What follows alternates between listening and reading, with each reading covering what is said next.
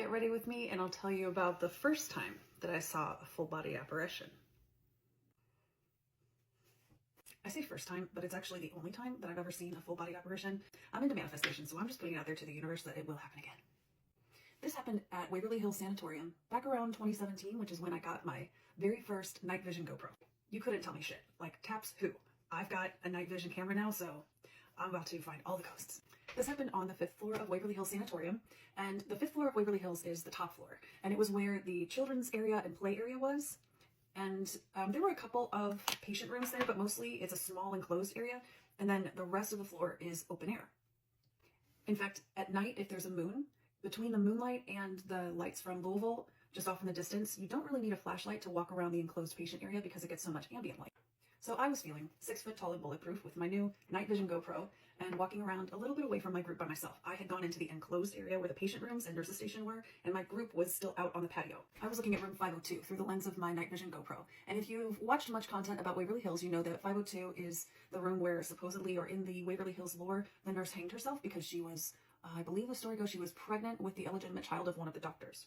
They say that they actually found the remains of the baby in Waverly Hills septic system. So I guess there is like some grain of truth to that story, but I don't think anybody's ever been able to confirm it.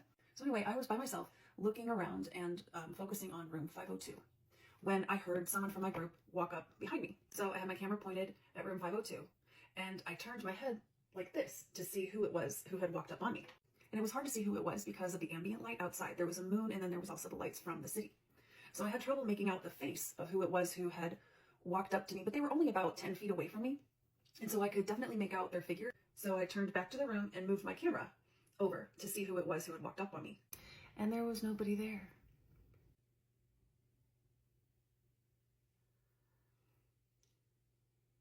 It just kind of makes you question everything. Like, what was that? I don't know what I'm doing. I don't know why I try. Once you're over a certain age and your eyelids get to be a certain texture, why do we try? So I don't know if it was the ghost of the nurse of room 502, which people had claimed to see and caught photographs of, or if it was some other spirit there at Waverly Hills, or if it was just a spirit who was passing through. I have no idea. They didn't stick around long enough for me to ask. So I was one of those kids that saw dead people growing up. I feel like a lot of people say, like, I see TikTok videos of moms being like, my kid is talking to, like, a ghost or whatever. Like, I was one of those kids, but I didn't know about it. Like, I have one memory of, like, seeing ghosts, but the rest of them are ones that my family has had to, like, fill me in on. So I thought I'd start sharing some of those stories. So a couple of years ago, my grandma was in the hospital, and my grandma used to always say, like, oh, Allie has a gift, Allie can talk to dead people. And I'm one of 6 kids, and we all used to, like, make fun of my grandma because she was very into the Loch Ness Monster, very into Bigfoot. And so her saying that I could talk to dead people, it was kind of like, okay, grandma, like, go back to watching your, like, weird sci-fi bullshit. Whatever. So then when me and my older sister went and visited her in the hospital right before she passed away, and afterwards we went to my aunt's house, and I was talking to my aunt, and she was like, oh, how's grandma? And I was like, oh, you know, she was saying some loony stuff, but she's always saying loony stuff, so, you know, nothing different. She's like, my aunt laughed. Like, I was just making a joke, right? But my aunt was like, what do you mean she's always saying loony stuff? And I was like, I don't know. She's, like, obsessed with the Loch Ness Monster. She's always saying I can talk to dead people. And then my aunt's friend, who I had just met, like, the year before, was like, oh, no, I remember. You used to talk to dead people. It was scary. And I was like, who the fuck are you? So apparently this woman, like, also knew me when I was a kid. I just, like, obviously don't remember, and she's been friends with my aunt forever, but she was like, yeah, you used to, like, talk to dead people, and your family told you to stop because it was scary. And there was one time where everyone was in South Carolina, or maybe it was North Carolina, I can't remember. We were on vacation. It was like a big family vacation. All the cousins got together, and I was talking to myself on the beach, and where we were was near, like, a battle site for the Civil War, which obviously I didn't know that. I was, like, probably 4. And my aunt was like, why were you talking to yourself on the beach? Like, you know, it's time to come up for dinner. And I was like, yeah, I was just talking to my friend. He's lonely. And she was like, oh, like, who's your friend? And she was like, the man, he got killed by the police officers with the guns. And my aunt was like, what the fuck? So my aunt thinks I was talking to a kid who died in the war and was shot by a soldier, basically. Which, crazy stuff. I have a bunch of other stories. I'll keep telling them. Y'all ever called the cops on a ghost?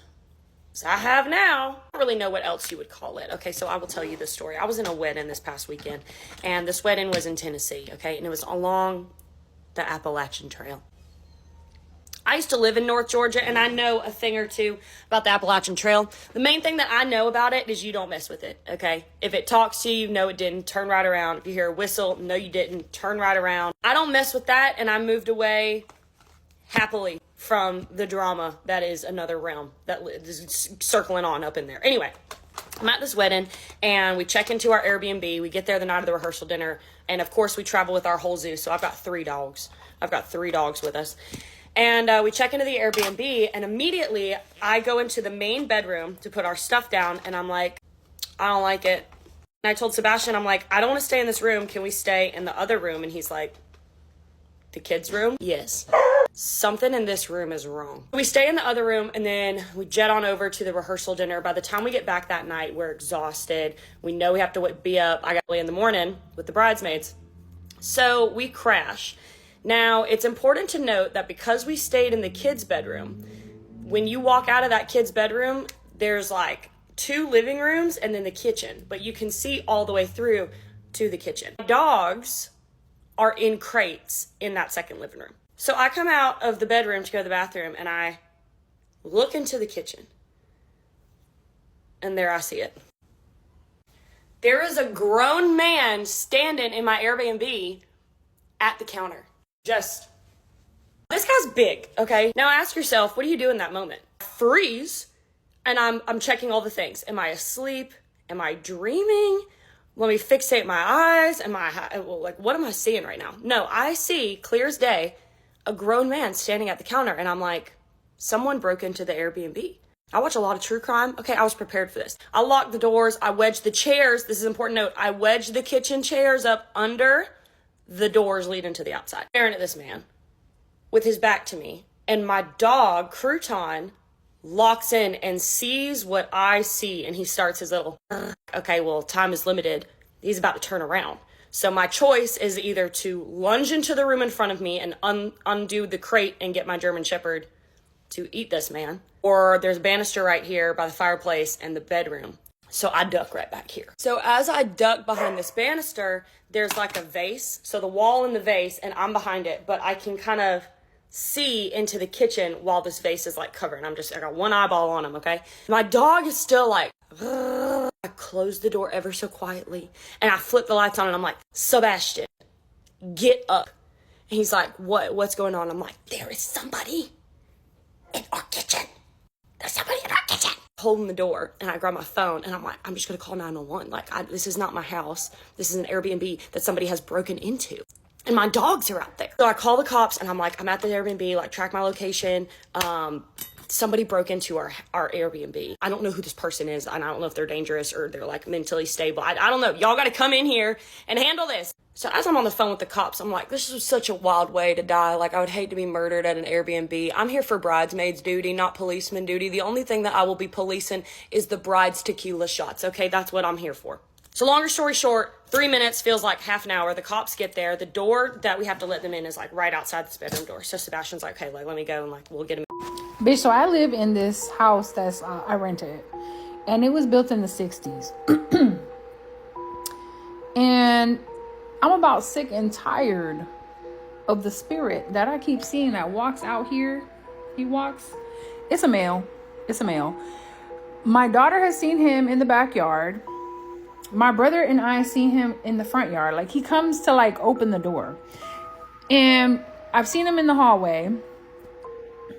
My man senses him, right? You don't really see him too much. It's funny because we're sitting on the couches and stuff, and you could see a shadow or whatever in the hallway. And just now, it's broad daylight. Do you see this? I literally thought I saw somebody walking from one end to the other, and I look out there and I'm like, and he's always wearing white, so that's a good thing, right? But the other day, I'm leaving the house and my daughter comes running out and she was like, Mom, you didn't see what happened to the door? I said, no. And apparently when I had opened the door to leave, I closed it and I just kept on walking down this, like, you know, this pathway to my car right there. And right before I get to the car, she comes out and I said, no, I don't know what you're talking about. And she goes, no, that you had opened the door. When you closed it, the door popped open again and then closed again. I'm like, I need cameras in here, because the things that happen in this house is so freaking creepy. And that's not the first time that door has done that, because I think I posted it one time where me and the dog were sitting on the couch and the door just popped open. So I don't know if the guy comes from the 60s. I don't know if he's an owner of this house, but it's very interesting how very much like... Hey, Haunted Falls Paranormal, this is Jordan. How are you? Have a few ghost stories. Last night I was outside and I was out in the big catio checking on Bob, one of the cats that we have, and I felt a foreboding feeling outside, and I hadn't felt that since I was investigating my former neighbor's backyard, and I felt the same foreboding feeling a few months back. Also, I saw the image of a woman, Indian, with a baby. I was talking to the Indian spirits, since this was a Takapaw Ishtak country, and when these were woods. And I told them, I am not here to harm you. And I told them, I'm so sorry that my ancestors stole your land. I am on your side. And the energy kind of seemed to die down a little bit. I noticed it did. And the lady came when I was saying, I am so sorry. The lady came forward. And I knew that was a peace treaty thing between me and them. I told them all I wanted to do was tell your story and let people know you were still here and you still guard and protect this land. And I feel the Indians cursed this land, and I'm feeling that energy right now very, very strongly, and I don't blame them for doing it. I really don't. And I'm a white girl saying this. But also I charged this amulet last night, and the videos are on TikTok. And another ghost story. I said I had three. My mother had an experience, and she's usually, she's skeptical. She questions things. But she's always been semi-open to the paranormal. She's had a few experiences in her life.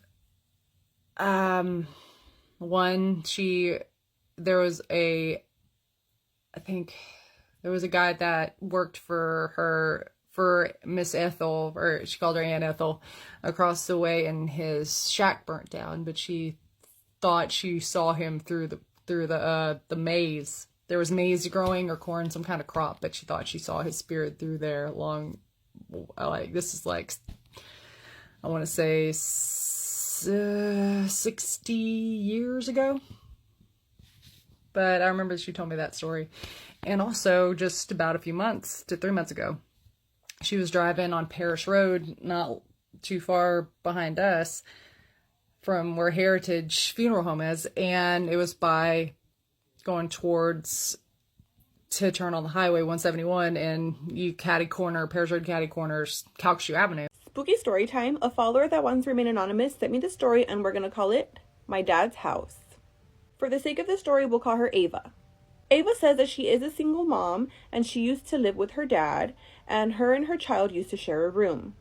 And that room was actually her childhood room, where she says that she used to have sleep paralysis all the time. She says that she's always slept with some type of noise in her room, because she cannot sleep with a silent room. So this specific night, she had the humidifier on. They are asleep, and out of nowhere, she wakes up because she can hear that the humidifier sounds muffled, like if someone's blocking it or hovering over it. She says that she immediately opens her eyes and she realizes that she can't move. But she sees a tall, black, see-through figure standing right in front of her. So right away she starts to pray. She says that, like she mentioned before, she's had plenty of sleep paralysis moments, that she knows that when she prays, it kind of stops, but she's praying and it's not stopping. Whatever this was just wasn't going away. She said that she continued to pray and whatever this was just kept on getting closer, like, oh, hell no. She's closing her eyes, she's praying, and she can just feel whatever this is just getting close to the point where she feels something touch her head. Instantly, her whole body gets goosebumps, and then she realizes that her child is actually touching her head on the opposite side as well. She says that when this thing finally fully touched her head, she doesn't know if her child felt something, the tension, the vibes, I don't know, but as soon as whatever this is touches her head, her child literally Ava knew she was awake. She's like, so she says that she continued to pray one more time and it finally disappeared. As soon as it disappears, she's able to get up from the bed, and she's like, so she's convinced 100% that she was awake. She doesn't know if it was sleep paralysis, if it was something else, what this tall black figure was, but what do you guys think? Thank you so much to Ava for sending me this spooky story. If you guys have any other stories that you'd like for me to share, please send them via DM or email, and I'd love to read them, and I will see you guys in the next spooky story. Bye! Can we show them the older homestead? Okay, yeah, let's go. As you know. No, it's not. No, it's not.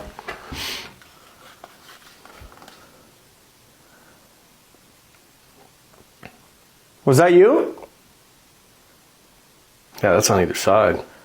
They went to both. Yeah. If it is nighttime, you really do not want to watch this. I have had a lot of stories submitted to me from people that lived in the Denver Harbor, Houston area, but this one takes the cake. This story was submitted by a TikTok user named Alex. I will tag him below. Out of respect for everyone involved, this is all allegedly. Alex is the youngest of 4 brothers, and this story takes place back in the 1980s. I'm going to put a picture of the house here. This house was built in the 1940s, and before Alex and his family ever moved into the house, it already had a very tragic history. For the sake of the family, I'm not going to go too far into it, but I will say that some dark things happened in this house. Things that may or may not be related to dark ritualistic practices and violent crimes. Just know that the history of the house may have contributed to some dark entities being drawn to that area. That being said, the history of the house was not a concern for Alex and his family when they moved in. After moving in, this family quickly realizes that this house was haunted. Lights and radios would go on and off. The family members would hear disembodied voices in the middle of the night. But this family was having fun with the fact that their house was haunted. It didn't really bother them. It honestly became like a running joke between the family members, especially because Alex, the youngest of the 4 brothers, would actually get caught talking to someone out of his window, and they would be giggling for hours. His family members would be like, "Alex, who are you talking to?" His mom would even go outside to check to see if anyone was there, and no one was there. But Alex would swear up and down that the girl from school, a girl that he had a crush on, was coming to his window at night, and they were just giggling and having these conversations. But Alex was the only one that was ever able to see and talk to this little girl that was supposedly visiting him in the middle of the night. These types of hauntings would go on for about a year until this family experienced something so horrifying that it forced them to move out. Alex's oldest brother, who's about 25 years old at the time, sneaks off to the garage to smoke a cigarette. Moments later, Alex hears his brother stumbling back into the house, screaming for their father. His brother is racing towards their parents' bedroom, screaming and yelling, just, "Dad, Dad, there's a lady hanging in the garage." It's the middle of the night. His father gets out of bed. He's confused. He's a little bit angry, but he can hear the panic in his son's voice. Their father's like, "What the fuck are you talking about?" He pushes his son out of the way. He's quickly making his way to the garage, and sure enough, he sees the exact same thing that his oldest son just saw.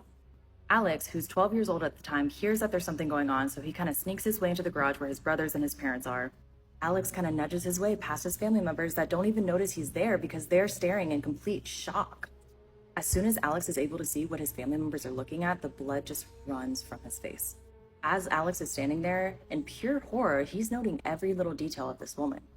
There's a rope tied around this woman's neck. There's blood and bodily fluids coming out of her mouth. The entire garage just smelled foul.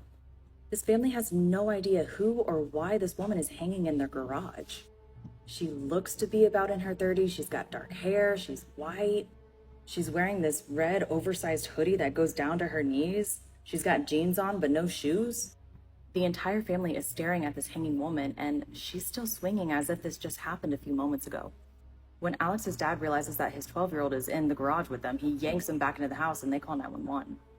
The entire family evacuates the house and they're waiting outside for the police. When the police arrive, Alex's father just kind of points to the house and is like, "She's in the garage, the door's unlocked." Several moments go by and the officers come back out of the house with this pissed look on their face. One of the officers approaches the family and says, "You know it's illegal to make a false police report." At this point, the family's starting to panic. They're looking at each other because they really saw a hanging woman in their garage. The family starts pleading with the officers, like, "No, like, we're telling the truth." And the father would go inside to try to show them, but there was no one in the garage. The officers kind of looked around, but they didn't find anything, so they rolled their eyes and left. Needless to say, a few weeks after this incident, the family was out of there. To this day, all the members of Alex's family remember the hanging woman. Alex would go on to say that because of this event, he believes in the paranormal. And his family never forgot. That is all I have for this video. If you like spooky content like this, you can follow me if you want. If not, stay safe. Let's talk about psychic mediums. If you're new here, hi. I usually talk about pretty scary stuff, and today I'm going to be talking about an email I received from an alleged psychic medium. And all I gotta say is that these are very scary and very compelling. So let's get into it. This woman opens her email with saying that she's now a psychic medium, but when she looks back on her childhood and all of the scary stuff that was going on, she believes that she was a psychic medium back then as well. This email is broken up into 5 different stories that are equally terrifying. I'm going to try my best to condense them all. This is story 1, how it started. So not long before Christmas, this woman's parents left for a Christmas party. She was around 6 years old and her uncle was watching her for the night. Her sister, and her brother were already fast asleep by the time her uncle got to the house to watch them. Uncle was watching something on the television in the living room when all of a sudden he could hear the woman who sent me this email playing with a talking doll. Now, I'm almost certain that this is a baby alive doll just from the way that she's describing it. The doll was saying things like, "Mommy, mommy, I'm hungry." You could feed her a cookie and then hear her crunch down on the cookie. Now, mind you, the woman who sent me this email was sleeping with this doll. The uncle kept hearing it go off and was getting annoyed, so he just went into the room and removed the doll, and it immediately stopped making noise. When the parents came home, he mentioned the doll and how it was talking all night. Her parents look at each other and are like, "What are you talking about? We took the batteries out of that doll." They woke up the person who sent me this email, unscrewed the back of the doll to confirm that it did not have batteries in it, and threw it from the second story window. Pause. That is like the best reaction of anyone I have read in any story so far. This is the second story. This is like a smaller thing that was occurring in this apartment at the time. This family had a cat that specifically meowed at the ceiling and would just kind of like walk in circles. They also had a bathroom in this apartment where the door would open and close by itself, which was a regular thing, but this last thing was not. The woman who sent me this email also had a little brother at the time who's sleeping in a crib. There were specifically wooden floors in this apartment, and their parents would hear creaking on the wood floor as if someone were walking near the crib next to the baby, but there was no one there. And this is when her parents started to really freak out. Now, this is where things get a little intense. Her mother is taking a nap facing her wooden wardrobe, wakes up to see everyone's name etched into the door of this wardrobe. And I don't mean etched like scratched in, it looked like it was burned. Calls her husband up, and the moment that he gets in there, she looks at him, looks back at the door, and all of the names are gone. Now it's at this point where her parents begin to feel like they are going crazy, until people who had come over started experiencing things too. To get into story 4, I cannot imagine this happening to me, and it freaks me out so much, and this is the exact reason why I sleep with the light on. The woman who sent me this email was having a lucid dream about Tintin and his puppy. If you don't know who Tintin is, please just look it up. Her and Tintin and this dog were just wandering around this little town when Tintin is like, "Hey, can you reach up and ring the doorbell?" She goes to reach up, and she's so small at this point that she has to get on her tippy toes to like push the doorbell. As she's pushing the doorbell, she begins to feel something tickling her underneath her armpits. Thinking it's Tintin, she turns around and Tintin is not there in her dream. She still feels like someone is tickling her armpits. This goes on for so long that she actually wakes up in the middle of the night to see a tall shadow figure with a bowler hat standing right in front of her bed. And obviously she started screaming for her mom. The mom walks in, turns the light on. As she's turning the light on, this man disappears into her wardrobe. Like, absolutely not. This is the fifth and final story, and it is very intense. At some point in this entire experience, they started sleeping in the living room collectively all together with the bathroom light on. And they were doing this because they were being tormented by whatever is in this apartment. Now, this woman specifically mentions that her father is very sensitive to energies, and one night he was just so fed up with it that when he was brushing... What the fuck was that? Bro! What's going on around you? I don't know. I'm frozen. I am frozen. Did the window Sean. break? Waking up at 3 a.m. to see a shadow standing in the hallway? Let's talk about it. Welcome back to Nightmare Narratives, where you send me your spine-tingling ghost stories. Today's story is my own. My grandparents owned a farmhouse that was built in 1896 and had been in our family for generations. They actually owned it all the way up until 2017 when my grandfather passed away and my grandmother ended up selling it. I've told so many different stories about things that have happened to me in this farmhouse, and the house itself always felt like it had a presence. This particular story, in October of 2009, my aunt and uncle decided to have their wedding at the farm. They rented a massive tent and set it up on the hill overlooking the creek. The house that day was absolutely insane. Tons of people running around, from caterers to family members to the bridal party getting ready. It downpoured all day long, but it didn't ruin a single thing. The wedding was still magical, beautiful, and unforgettable. Around 3 a.m., I got up and tiptoed out of my grandparents' bedroom across the den to the bathroom. As I passed the hallway that led to the front door, I felt this overwhelming feeling that I was not alone. So I stopped and turned. As I stood there and watched, I saw a silhouette slowly make its way from one side of the door to the other. I didn't panic. It startled me at first, but then I thought, okay, it's probably my grandpa or my uncle or my aunt. I slowly made my way throughout the house, and I couldn't find anyone. I checked the rooms, I checked the kitchen, I checked the front door. Nothing. I eventually brushed it off and made my way to the bathroom, thinking that whoever was out there, I was going to see them on my way back to the bedroom. But when I got back to my grandparents' room, where my sister and I were sleeping on an air mattress on the floor, I noticed that my sister was sound asleep. Both my grandparents were out cold. Every single person in the house was sound asleep. That's when I figured out that whoever I saw was not living. And deep down, I think it was my great-grandma. Maybe she was just checking in on us, or maybe she just didn't want to miss the wedding. So, do you think spirits of past loved ones come out during weddings? Let me know in the comments. As always, if you have a spine-tingling ghost story, please send it to my email that's linked in my bio, or you can DM it to me here on TikTok. But until next time, stay close to the light.